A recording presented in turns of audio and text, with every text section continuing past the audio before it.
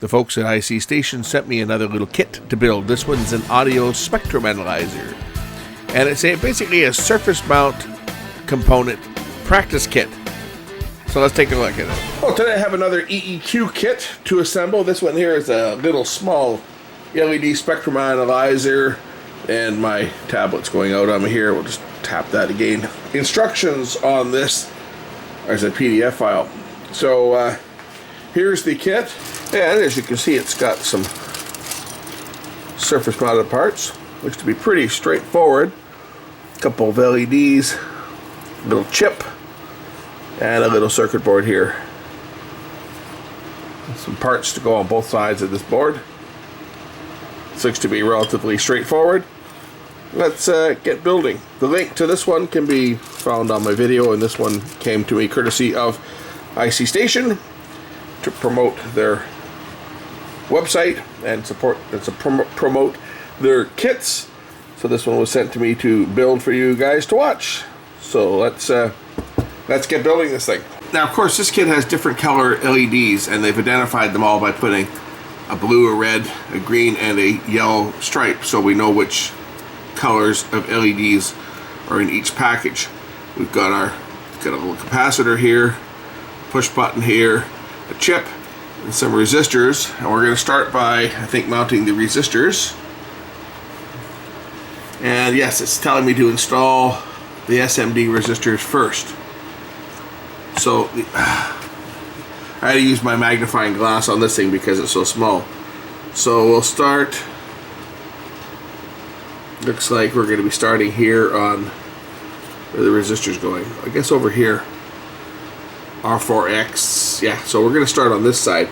We get all the components, I guess, mounted on this side first. And then to the other side, I'm just waiting for my iron to heat up.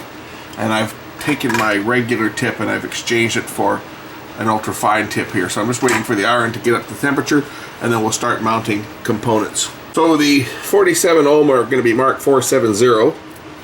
And it looks like they're marked 47R on here. So there's 1, 2, 3, 4, 5, 6, 7, 8, 9, 10, 11, 12. There should be 12 of them to go down here. And they give us 14. So if we lose 1 or 2, we're okay. So what I'm going to do here is I'm going to prep the board. I'm going to put some flux on the board just to make soldering a little easier.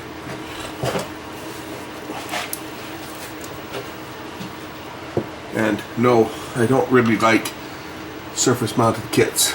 They're a pain, but sometimes necessary to keep the practice up, right?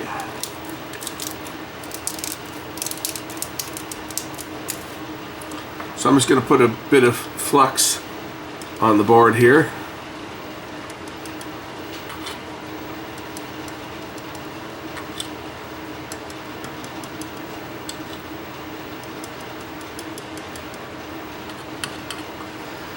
And then we'll start mounting these parts.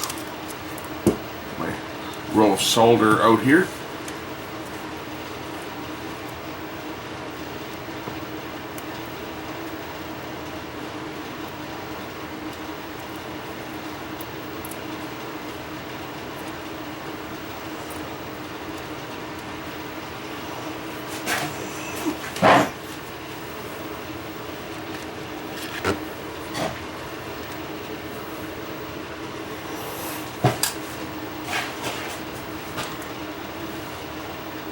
Now the whole point to a kit like this is to practice mounting these microscopic components, and they are very small.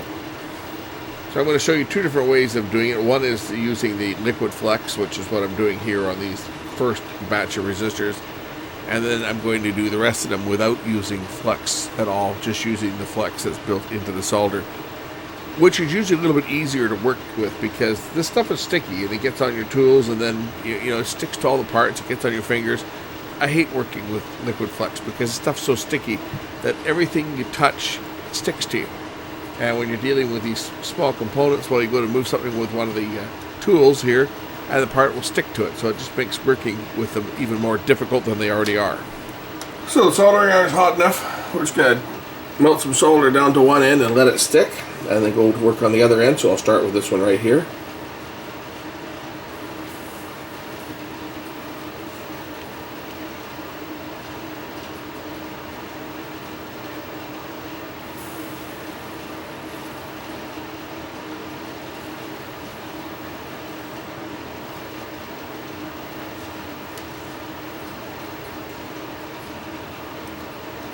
Now I'm not going to show the installation of every part on this unit because that's just too time consuming, and I don't think we want to sit here and watch me mount every part for this little module. But I will say the construction time took me about an hour to do it, start to finish. And that's how you stick down SMD resistors. We'll get the next 3 in place. The solder flux is very sticky, so it will help hold component down while you solder it in place.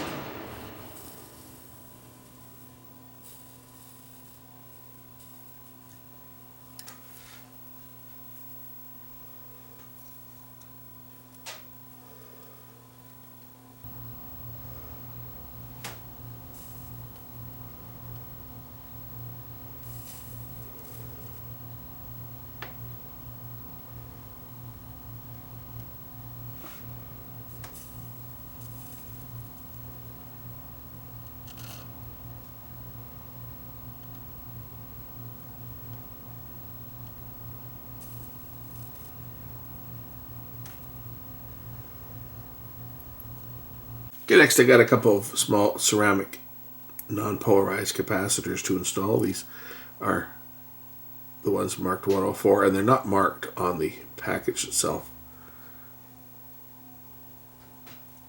So there's 2 on this side of the board, and there's 2 on the other side. And these are the 2 that go down here. 104 is one here, that one, C2 and C3. The others go on the other side. The other ones go on the other side of the board. So there's C.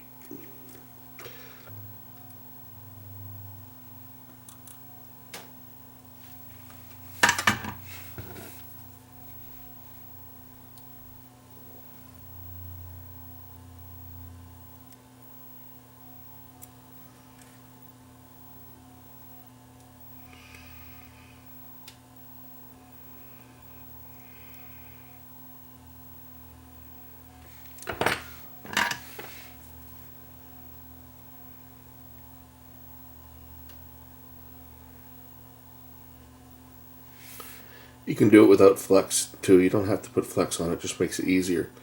If I do it without flex, if I just push the component in place here, I've got a dab of solder on one pad, so I can use that and just stick it down and then do the same on the other side over here.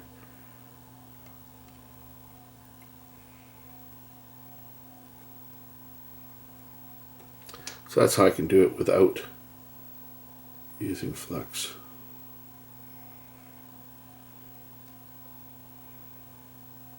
A little too much solder on there. There, that's better. The other resistors that go in here is a 1K and a 10 ohm. And the IC is next. Now for the IC to flow in easily, I'm going to put some flux on the board just because it just makes it a lot easier when you're mounting an integrated circuit if you've got the board fluxed. You got a lot of pins here.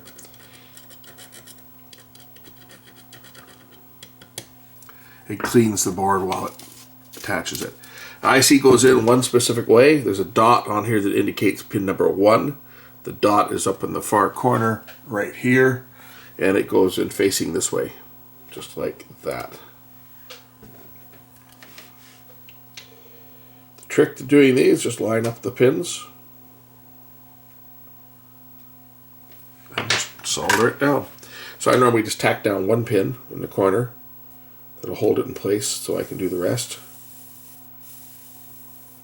And there's the one, and then I can just tack the rest of them in place. Some people use the drag method. For the smaller pins, that certainly works. These ones here are pretty easy just to do them one at a time.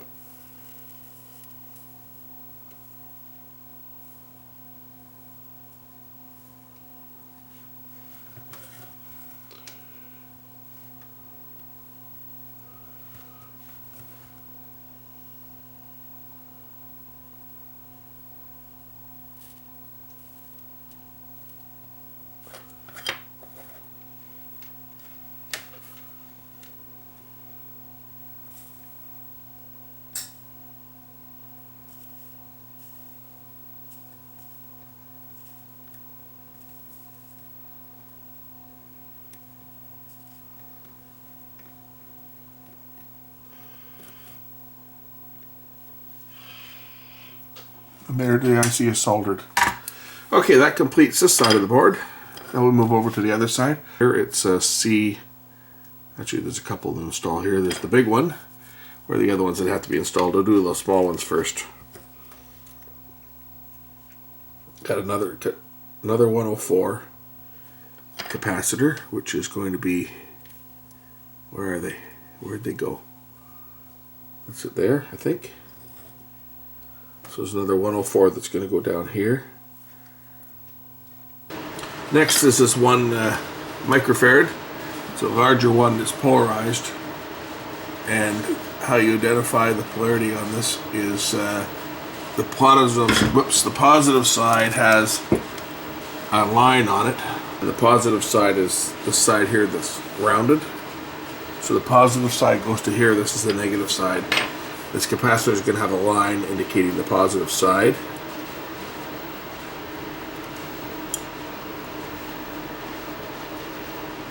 These ones aren't so microscopic that you can't see what you're doing. It's going to go in that way, right like that.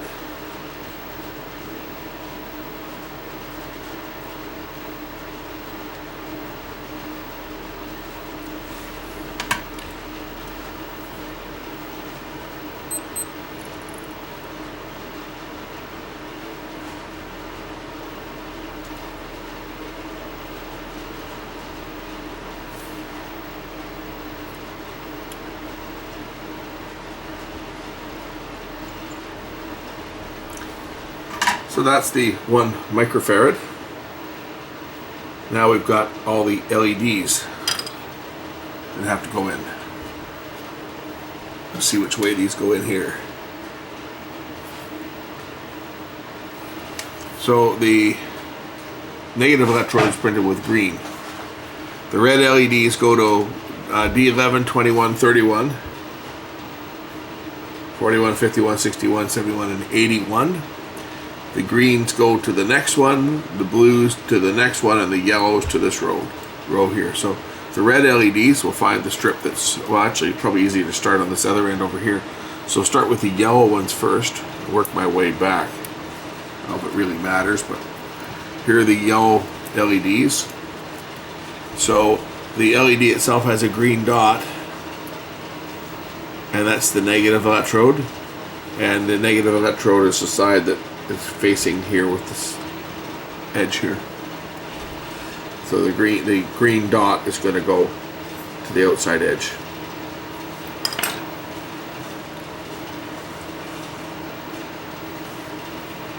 That's your cathode.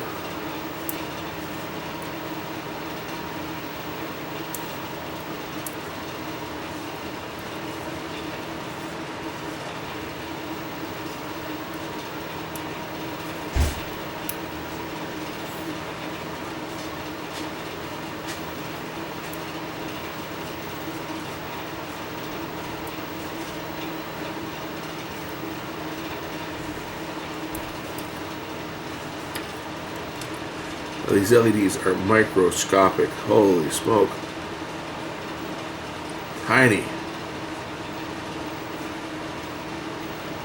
I think the other parts were small.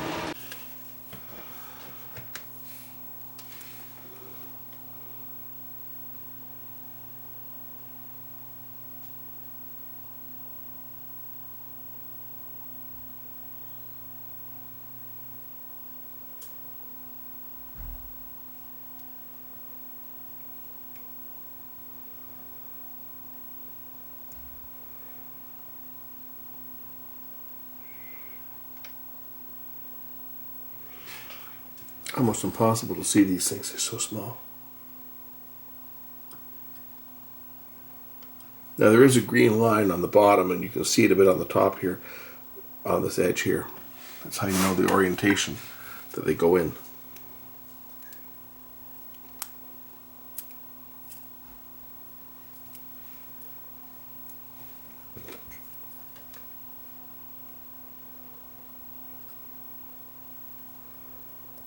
Ooh.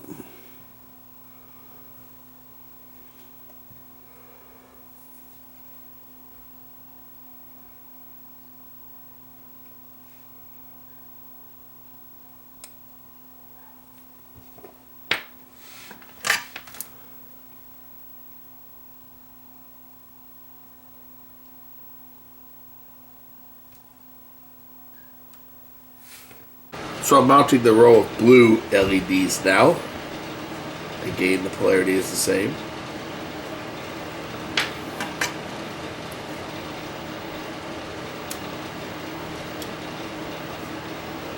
I find it's faster just to use your finger to hold it in place rather than trying to hold it with a solder.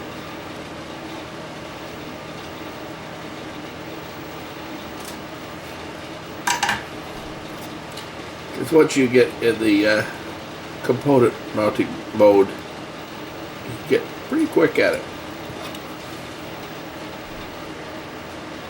So take your time, get your polarity correct.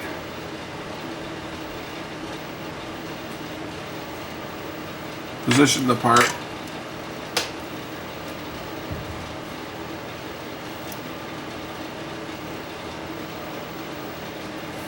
Install it. Tack it down. Do the final solder on the other side. I'm going to continue mounting the rest of these LEDs. And then we'll see if this thing works. Okay, the last LED is now being mounted, D11.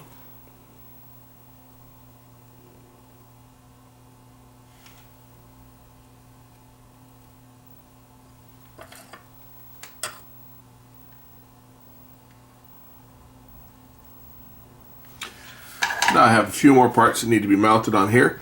One of them will be the audio in and the power jack. So here's the power jack. It's going to be mounted right down here, like that.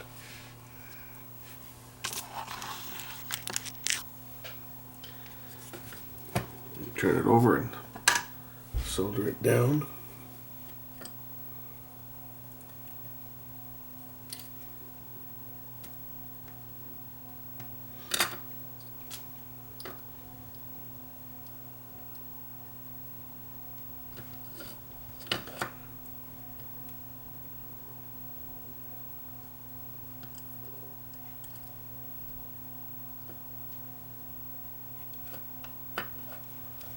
Now we've got the switch that goes down into the middle of the board here.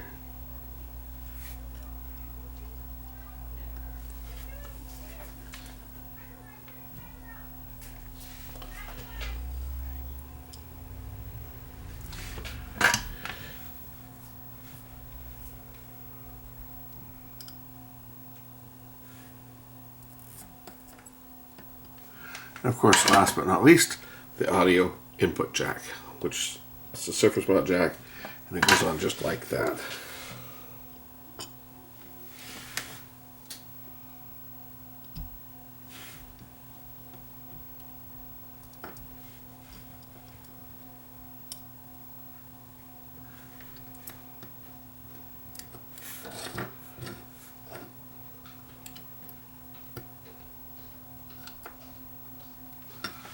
Let's hook it up and test it. So I'm going to play this, and I'll put the sound through my little amplifier I built on the last project.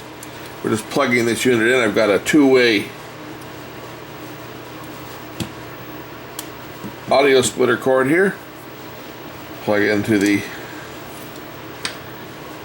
the power. Okay, let's take a watch. All right, let's see how this thing works.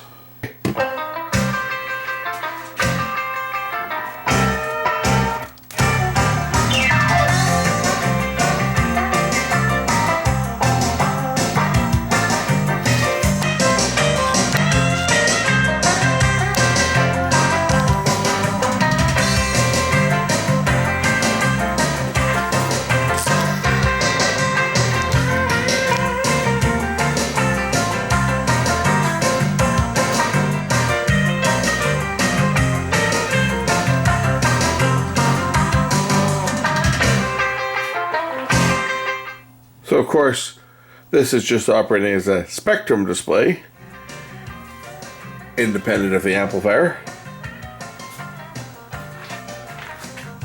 Let's try some different music here. Let's try this one.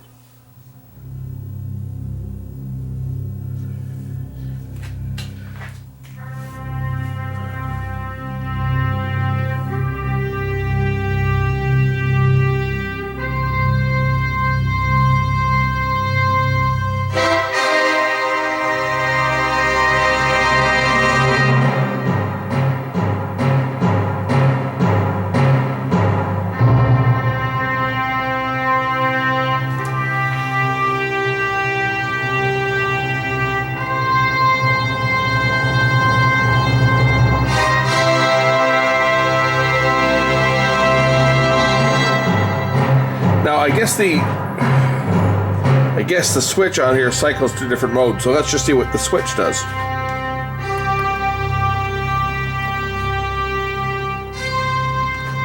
Or is that a hold?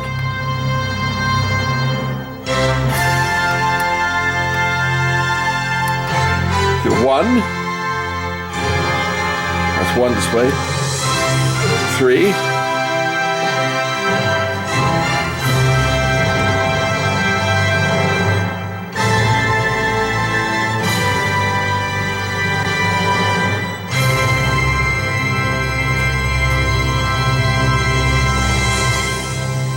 So you can see what it does to the display. This is now peak.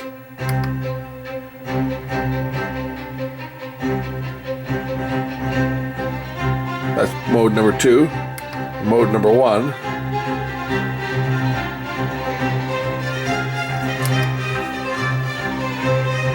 So it has 3 different modes. There's mode 3 is obviously at peak. Mode 2.